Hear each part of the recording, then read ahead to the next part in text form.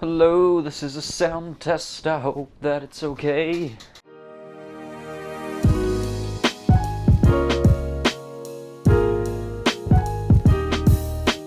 Mate, this microphone is turning my shirt into a bloody V-neck. My name is Robert Ingram. I'm the social videographer for QS top universities. Now, since we're all at home stuck in isolation, we thought it might be a good idea to share some tips for all the students out there that want to try and work at home more efficiently, more successfully, some tips. Now, just because this video is aimed at students doesn't mean anyone working from home can't apply these tips into their daily lives. Let's go.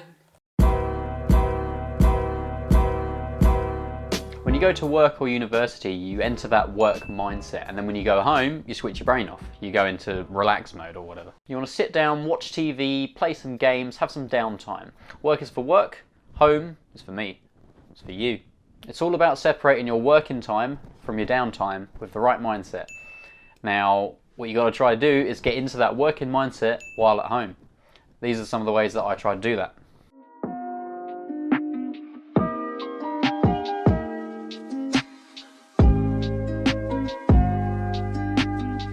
Now that we're all working from home, a lot of us have a lot more time in our day since we don't have to do that commute to work or university. For me, it's about an hour and a half commute, so that's 3 hours every day. So think of a way to take that extra time you now have and do something productive with it in the day. Maybe put it towards more work or some exercise, maybe use it for some of your breaks, just something good. Don't just sleep. Don't do it. For me, this means I get to sleep in more in the morning, but I still start work earlier than if I had to do the commute. And it means in the evening I finally get some time to learn how to play guitar. I haven't got a clue how to use them, but one day it's coming soon. Next, you want to schedule your day like you would a work day. So the usual 9 to 5 is what most people do, works for me. You also want to make sure that you take some breaks throughout the day, other than the obvious lunch breaks so you don't die of hunger. You want to take some 10 to 15 minute ones here and there just to give your eyes a rest, give your brain a rest, stretch around a bit, just keep healthy, all that lot. It's good for you to do it. So in my case, I work from about 9 to 12, have an hour break for lunch, and then about 1 to 5 for the rest of the day with some 10-15 minute breaks here and there. And that's pretty much my day.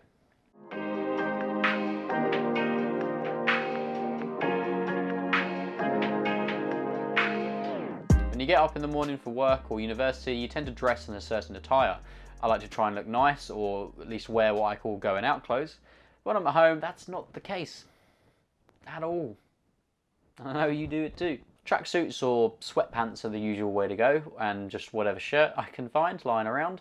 Just comfy house clothes is what I like to call them. Like I mentioned before, the key is to get into the working mindset. So if you wake up early, get dressed, get your work outfit, get your shirt, your top. Like I said, you want to get into the work mindset. So getting dressed at home properly early in the morning can kind of really help get into that working mindset. So, put on whatever you normally wear, your jeans, your shirt and tie, whatever you want to do. It's only a small thing, but it can really help you get into that work mindset, the work mode in your brain. Flip the switch. Also, try to stick to that morning routine that you normally do before you leave the house.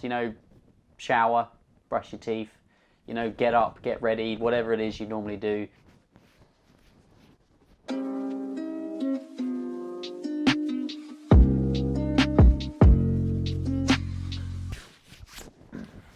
Having a specific workplace at home is very important. I find it's hard to concentrate if you're just working wherever you are, if you're lying on your bed, your couch, just on your laptop, doing whatever. If you have a specific place at home where you can work, a specific workspace, it can really help limit these distractions. So your desk in an office room maybe, ideally, if not, just your dining table, somewhere where you can, set up and have your own little personal workspace. When I was at university, a lot of my friends and students would just go to the library to do all their work because it's much easier to focus and concentrate while you're there than compared to working at home. When you go to work, it's the same thing. When I'm there, it's so much easier to concentrate. I'm much more efficient. I'm in the work mode, I'm at work, it helps. You also want to make sure that your workspace is clean and get rid of all the clutter on it, just make it all nice and organized. It can be a personal thing, but helps me.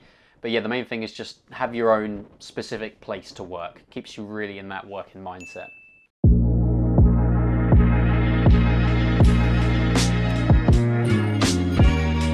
Having some sort of plan to follow throughout the day can really help keep us on track. A good idea that I like to do is a small little thing is just create a checklist every morning at the start of each day of what you want to get done. This keeps things simple and gives you a clearer vision of what you're doing throughout the day. It really helps build momentum when you're going through the list and checking each one off, and gives you that sense of achievement, completion each time you do the little tick. It's just a small thing, but it's incredibly effective. I think it really helps. Look, you can see mine, hang on.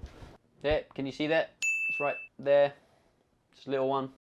Film this, plan, B-roll, edit the stuff. It's simple, it's easy, just put it on your phone, write it down on the list, whatever.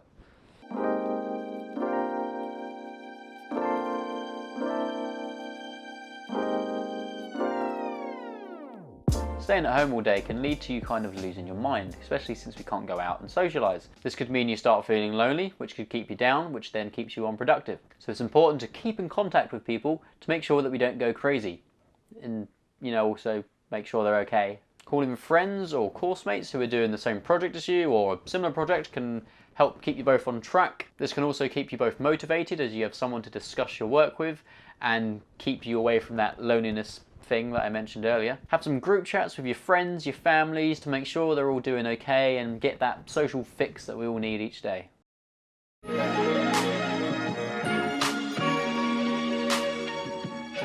This last tip can merge with the whole social part of the video, but I thought it might have its own thing. Online shared documents, so Google Docs or Google Spreadsheets, whatever. Documents that multiple people can log into and sign in. You can all put your notes and all your stuff into one file, one thing that we can all view. Anyone has any questions, you can answer them. You can, you know, it's a community, keeps you all together. You can help each other out. You know, it makes it so much easier. Oh, it's so much easier, mate. You go on your Google Doc, you open a page, you create your Google Doc, you write your notes, you go to the share link thing, you give the people you want that link, and then everyone can see this Google Doc and access it. Maybe you can do like your group work like that. It keeps you together with your friends. Am I even recording the sound? I am. And just you know, you get the point. I hadn't scripted this bit if you couldn't tell. That's all I got for now. Sorry. I can't think of any more. I hope some of them were useful. Use any of them that you can, you know, merge them around a bit, make your own tips and ideas. For more information on the subject and rankings and universities in general, go to QS Top Universities. My name is Rob and thank you for watching, and remember, stay home, stay safe, and smash that subscribe button, hit the like, do all the things, comment below.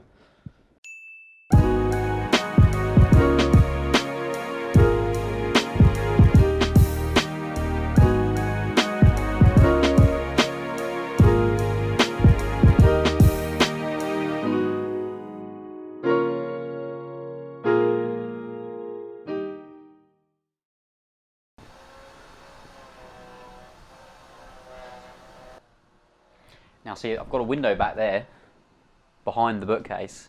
There's normally a bloody door there, with a window. But I've put the bookcase there to make it look pretty. Looks a nice set. I've got to get behind it.